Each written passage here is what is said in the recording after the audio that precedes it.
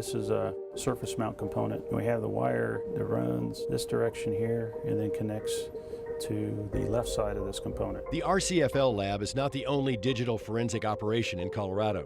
Colorado's Internet Crimes Against Children Task Force, or ICAC, is based in the Colorado Springs Police Department, where its team coordinates with local agencies statewide to investigate internet child pornography. Just having the picture alone is not enough. We need to know where it came from, or who, if they were sending it, who are they sending it to, because that may lead us to another subject down the line.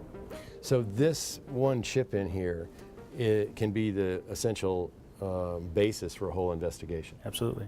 The task force, one of 61 such teams across the country, at least one in every state, is funded through the Department of Justice. The teams work in conjunction with the Center for Missing and Exploited Children, often getting tips that guide their investigations. The ICAC teams cooperate on forensic techniques and often coordinate on investigations that go well beyond their individual jurisdiction. They may see something on the East Coast that we aren't experiencing here in Colorado. So we just network. Lieutenant Christine Shepard is the ICAC commander for the state of Colorado, overseeing the team. In Colorado, there are 83 agencies affiliated with the Colorado Springs Task Force. Our research shows the ICAC team has been dealing with an ever-increasing number of cyber tips for investigation, escalating from just over 400 in 2010 to more than 1,900 in 2017. And the number of forensic investigations of digital devices statewide increased from 422 in 2010 to more than 2,400 last year. Some things are right here in the city and it doesn't go any further. Some cross state lines. Some even, go from another country. But typically, ICAC cases are in local Colorado neighborhoods where no one would ever suspect someone to stockpile or produce child pornography. Like this Colorado Springs neighborhood, where then 31-year-old Brandon Hill sent child pornography to his ex-girlfriend. Then he tried to blackmail her into producing such photos of a child she may have access to. One of their plans was to have her post online for babysitting jobs on Craigslist, for a means to get a hold of a child so that way they could have her molest the child and then produce child pornography on that child. Detective Scott Schneider works undercover, so he can't show his face.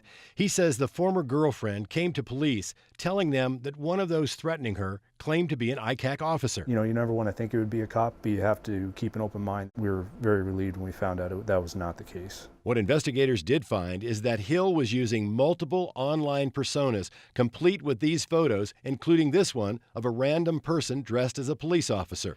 As these police photos show, he had a house full of computer equipment and screens where Hill could peruse his collection and try to get others online to join him. Did you lead her to believe that was a police officer? I did not say it, but I did lead her to believe that, yeah. In his initial interview with detectives, Hill admitted that while he wasn't successful in persuading his ex-girlfriend to produce child porn, he succeeded with another woman. Was there a certain age range that you had an interest in?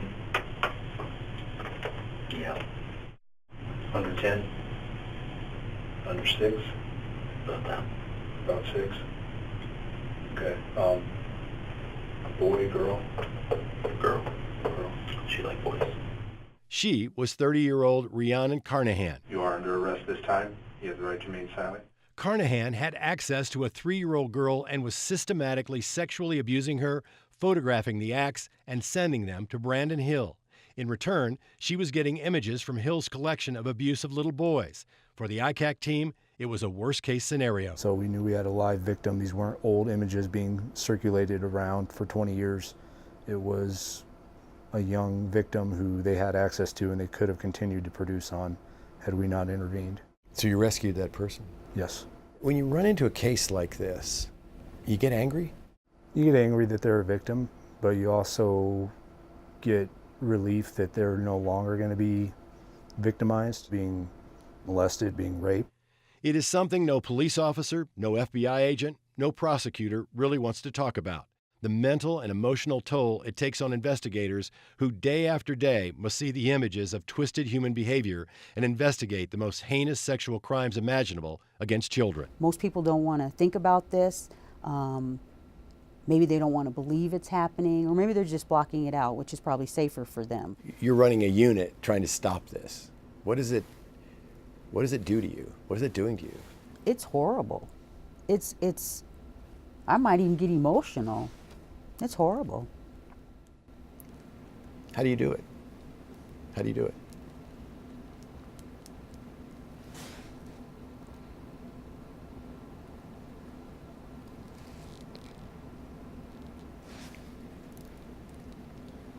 It's how they do it. Yeah.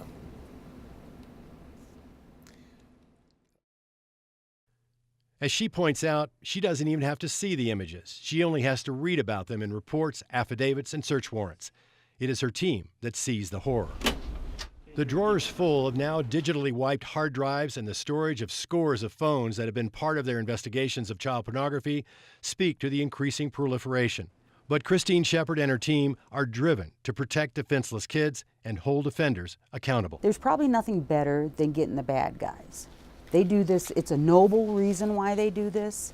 This is noble work. If you don't do it, there may be no one else that steps up to help that child that's in that picture. It may suck for me to look at this for a few seconds, but if I do that and I can identify that kid and remove him from that situation, then it's worth it. Is that what drives you?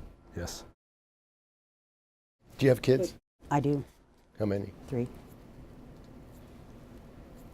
That's why it's hard. Yeah. So, I'm very fortunate to work with, from the top down, to all my coworkers, people who are always there to lend an ear if you need to talk. We're always watching out for each other, and you always just try and make sure you either give them the space or you're there if they need you.